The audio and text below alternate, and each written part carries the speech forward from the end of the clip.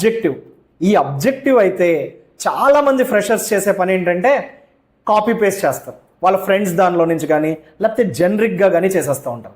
ఇది చాలా ఈజీగా చేయొచ్చండి. ఇప్పుడున్న ఏఐలో అయితే జనరల్గా మనకి ఏంటంటే భయం, మనం ఒక అబ్జెక్టివ్ రాయాలంటే స్పెల్లింగ్ మిస్టేక్స్ వస్తాయేమో, గ్రామర్ మిస్టేక్స్ వస్తాయేమో, ఇవే కదా సమస్యలు. జనరల్గా మీరు ఎనీ ఏఐ డొమైన్కి వెళ్ళి అక్కడ మీకు వాయిస్ ఇవ్వడానికి ఆర్ మీ వాయిస్ రికార్డ్ చేయడానికి ఒక చిన్న బటన్ ఉంటుంది. మీ అందరికీ తెలియదేం కాదు, మీరు అందరూ ఆండ్రాయిడ్ యూజర్స్, చాలా మంచి కాస్ట్లీ మొబైల్స్ యూస్ చేస్తారు.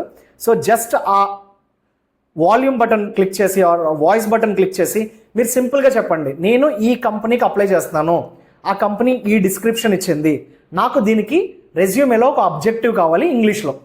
ఇది మీరు తెలుగులో చెప్పినా అది చాలా బ్యూటిఫుల్గా ఇంగ్లీష్లో అబ్జెక్టివ్ ఇస్తుంది. ఇంకొక పద్ధతి ఏంటంటే మీకు వచ్చిన అబ్జెక్టివ్ని, అంటే మీకు ఒక జాబ్ డిస్క్రిప్షన్ వస్తుంది కదా జాబ్ పోస్ట్ చేసినప్పుడు కంపెనీస్, ఆ డిస్క్రిప్షన్ని ఏఐలో ఎనీ ఏఐ ప్లాట్ఫామ్, పర్ప్లెక్సిటీ తీసుకోండి, చాట్ జీపీటీ తీసుకోండి, దానిలో మీరు పేస్ట్ చేస్తే ఇమ్మీడియట్గా దీనికి నేను నా రెజ్యూమేలో అబ్జెక్టివ్ ఇవ్వాలి అని మీరు జస్ట్ టైప్ చేస్తే అది మీకు మంచి బ్యూటిఫుల్గా ఆ పర్టిక్యులర్ జాబ్ రిలేటెడ్ అబ్జెక్టివ్ని అది క్రియేట్ చేసిస్తుంది. అయితే ఇప్పుడు నెక్స్ట్ క్వశ్చన్ ఏంటంటే ఎన్ని వర్డ్స్ ఉండాలి? మ్యాక్సిమం 50 అండి, 60 జెన్యున్గా అంతే, చిన్నగా ఉండాలి, 4-5 లైన్స్లో అయిపోవాలి అబ్జెక్టివ్.